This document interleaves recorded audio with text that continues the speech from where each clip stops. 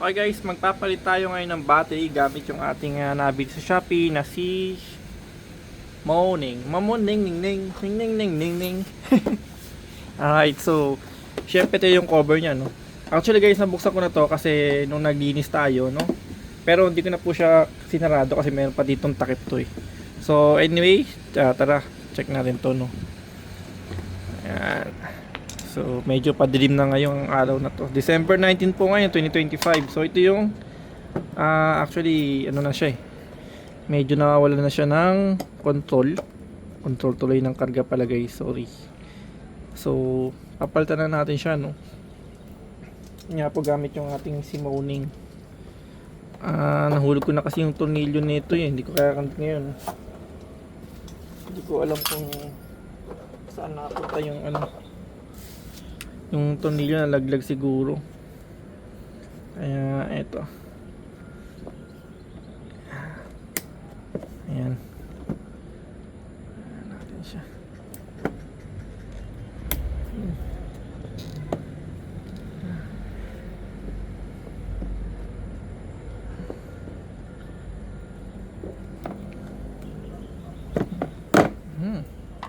Ayan, so oops, nagalaw po ano.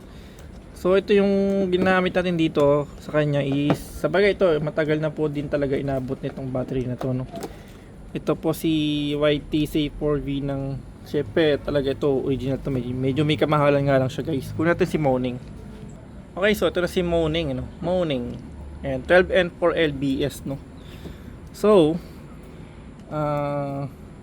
magkasukat naman siya guys, ano.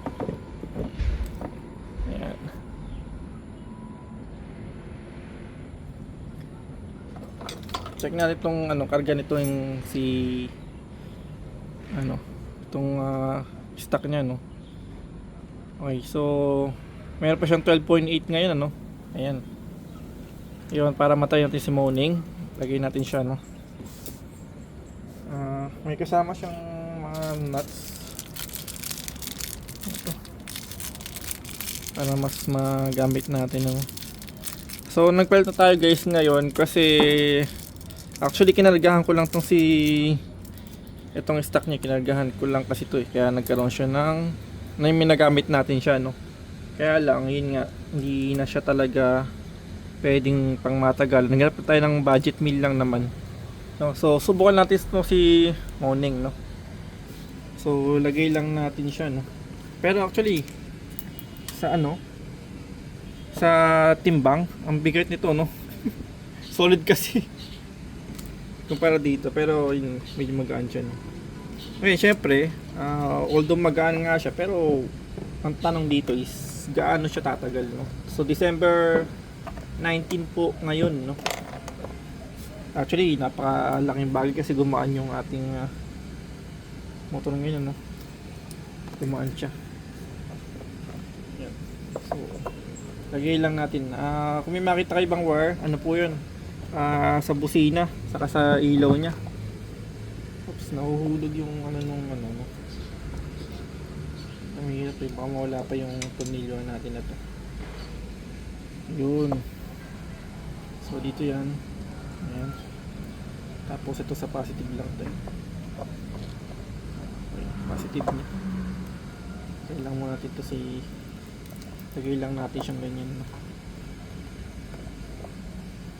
Tapos ito yung pinaka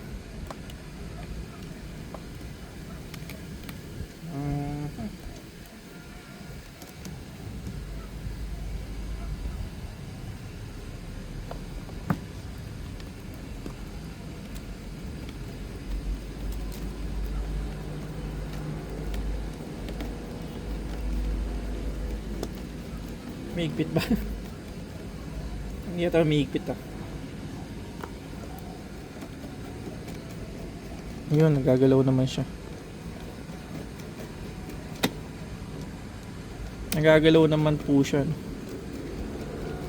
Kaya lang kasamahan lang natin ng Yun guys, nakapa ko na yung sumama na yung pinaka bolts niya.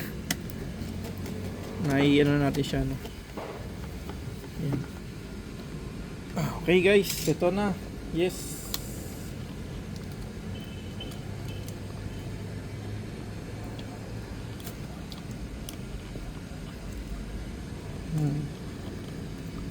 Pinutin ko yung plastic ano. Tapos nga pala guys, may takip nga pala to no. Ito yung takip niyan. Pero bago din guys, ano siya, i-check natin siya no. So hindi ko muna gagamitin yung starter niya no. Kasi para mas malaman natin kung magkakarga siya o hindi. So gamit ko tayo ng kickstarter. Kunin ko na susi. So ayun guys, naka-start na siya no. Alright. So bumaba agad yung kanyang RPM no. So Moning battery po 12N4L, Honda Beat FI version 2. Change tayo ng battery. Uy, 15 may kalakasan pala to Pumalo siya ng 15 Wow.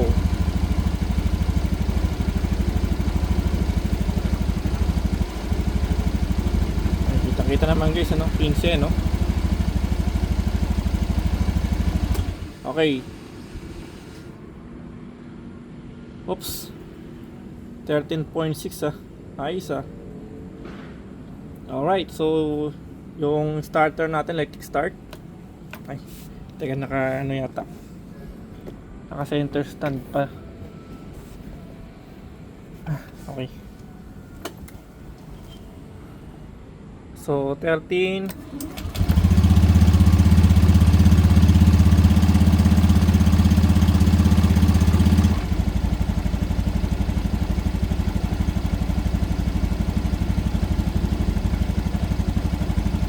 Okay all goods guys no, all goods. Alright, so okay naman guys ano, solid.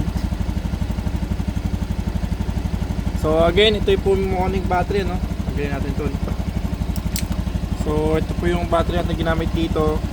So ano po ngayon, December 19, 2025. So let's see kung aabot tayo hanggang next year. Pero i-update ko po kayo. So again, ride safe for everyone.